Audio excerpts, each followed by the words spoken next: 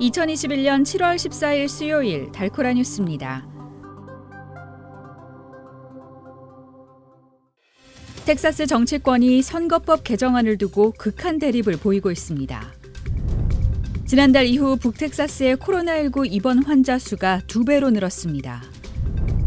지난 2월 한파에 숨진 사망자가 210명으로 늘어났다고 주 보건국이 밝혔습니다.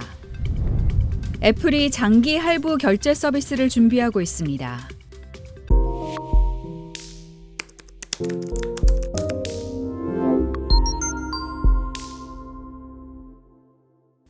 텍사스 정치권이 선거법 개정안을 두고 극한 대립을 보이고 있습니다.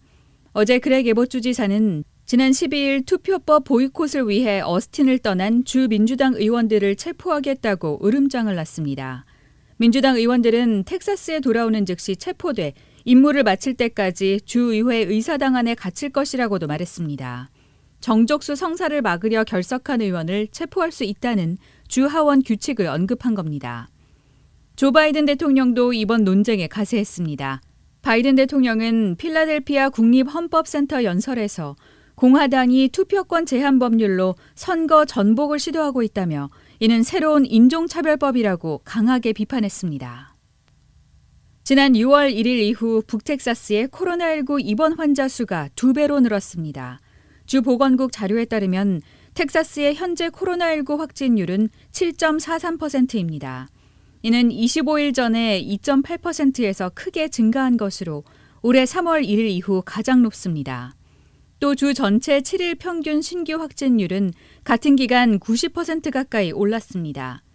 스티븐 러브 DFW 병원 협회장은 지난 12일 기준 북텍사스 대부분이 포함되는 트라우마 서비스 지역 2의 코로나19 입원 환자는 605명으로 올해 3월 말 이후 최대라고 밝혔습니다.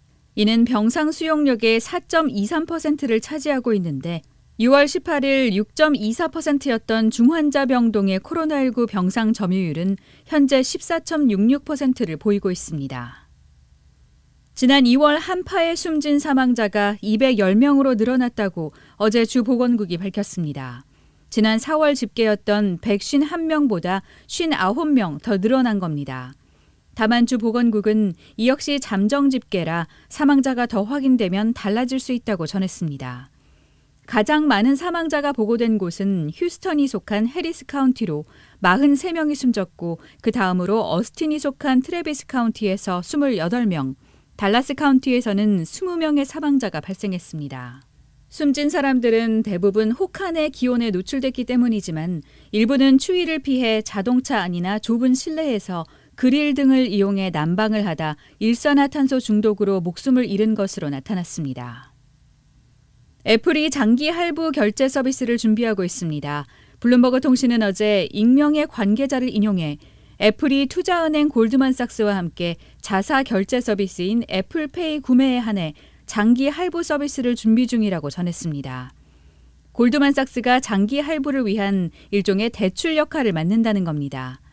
내부에서 애플페이 레이터로 불리는 이 서비스는 핀테크 기업 어펌 홀딩스와 페이팔이 이미 선보여 인기를 끌고 있는 후불 결제 서비스와 경쟁 관계에 놓이게 될 전망입니다.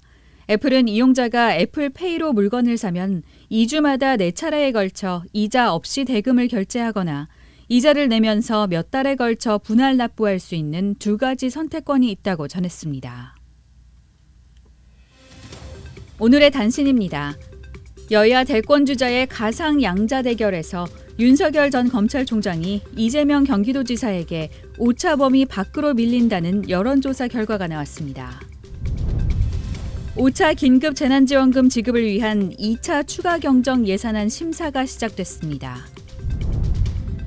프랑스 정부가 코로나19 백신을 맞지 않은 사람들에게 상업시설 이용을 금지하겠다고 발표하자 하루 사이 100만 명 이상이 접종을 예약했습니다.